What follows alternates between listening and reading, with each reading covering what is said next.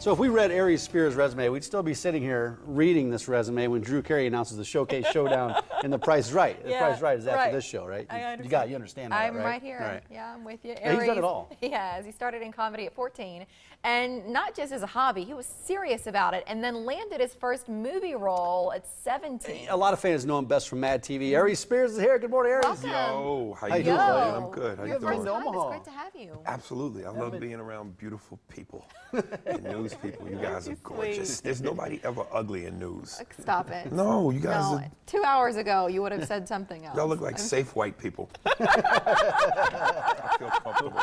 We're safe. Yes. I feel like I should put that on my business card now. Absolutely, It's a great one. Come to the absolutely. morning blend. We're safe white people. I love it. Y'all look like y'all still got milk delivered to you. That'd be great. By the way, you got into comedy. You were young, 14, Yeah, I was 13, 14 years old. I started early. Was a big fan of SNL. I'm an 80s baby, so I grew up watching Eddie Murphy Yes. on SNL. Yes. And I became such a fan of his that I read somewhere that he started at 14. So I took the plunge and been lucky riding the wave. That's nuts. What do you do that at 14? What were you getting into? You're terrible at school, and you have no future doing anything based on school. So you become the class comedian. And your mother says either pay rent or get out. Yeah, but So- you have to be smart, Aries, because you can't be 14 and just be funny. There is a sense of Oh, you like, can be a wit grown and all man that. and not be smart and be funny. Look at Carrot Top. But that says something to me that you had the maturity, the presence of mind that adults thought you were funny when you were a kid.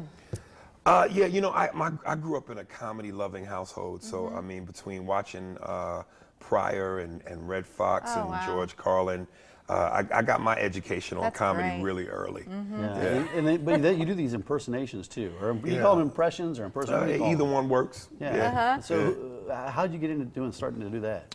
When I was younger, it was just I was a latchkey kid, so TV kind of raised me a little bit. But as I got older, I realized I had glaucoma, and because of marijuana, I got better at them. Glaucoma. Who do you do an impression of, and they love it? Like they have come to you and they've said, "I've seen you do me, and I think you do a fabulous job." Shaq is a big fan, and very cool dude. Every time he sees me, he's always like, "Make sure you make fun of me." I love it. So The eyes. I didn't realize his eyes. yeah. And it But hurts the a little lip. bit Does it right hurt, here. right? That's Yeah, a funny. little bit. But the half-cock lip, A the little whole bit. thing. The whole, it's all in here. Sometimes when he talks. You do a great job with it. And then he loves that He version loves of it. He himself. absolutely Right. big kid, man. Fun dude. I've met him a Fun few dude, times. He's a yeah. great guy. Well, at the other end of that, who have you talked to that doesn't like your impressions?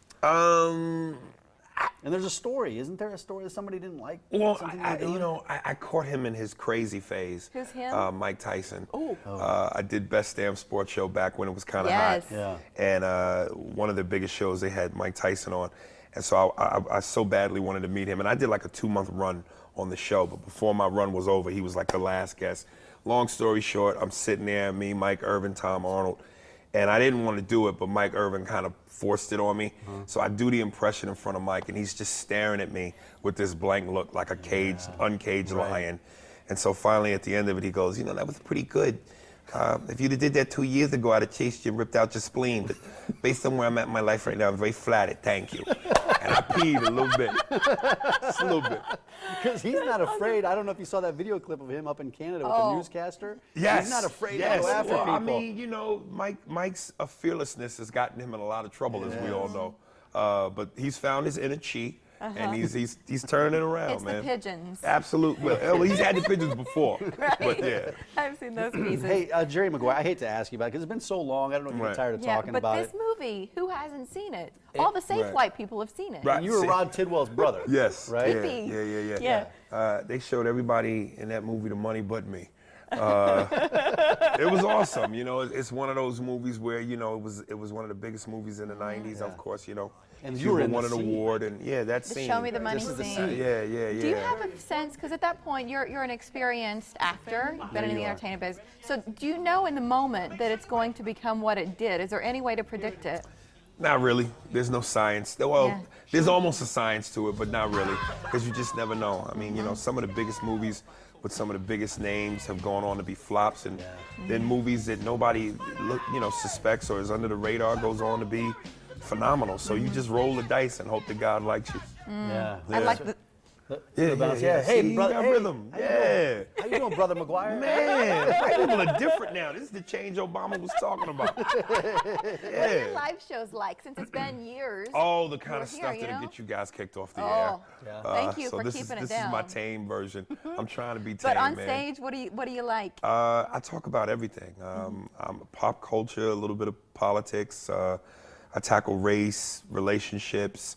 I'm like a buffet of comedy. I'm a little bit I've of heard you everything. talk about Italian folks before. Hey, and that's Yeah, are you Italian? Yeah, what do you say He's- about he Italians? was I love Italians. Italian Italians of the year in listen, Nebraska. What do you say about Italians? It kills me because, there's such a deep, I don't know if it's the way it used to be, but at one point, especially in New York, there was such a deep divide between Italians and blacks, which I always thought was strange because it's like we're cut from the same cloth, man. We like gold chains and Cadillacs. That's right. We like gold chains and Cadillacs, baby. We're the same. Aries on stage at the Funny Bone. You've got 5 shows to see him, and then who knows when he'll be back. It's Please, been 8 black years. people, come out.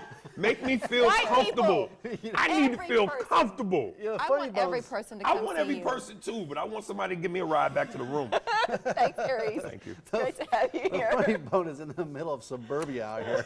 All right, Bridge Beats is back tonight. That means free live music at the base of the Bob Carey Pedestrian Bridge. We'll visit with all young girls or machine guns about what they've got planned, and they'll perform live for us on the other side of the break. Thanks, Sarah.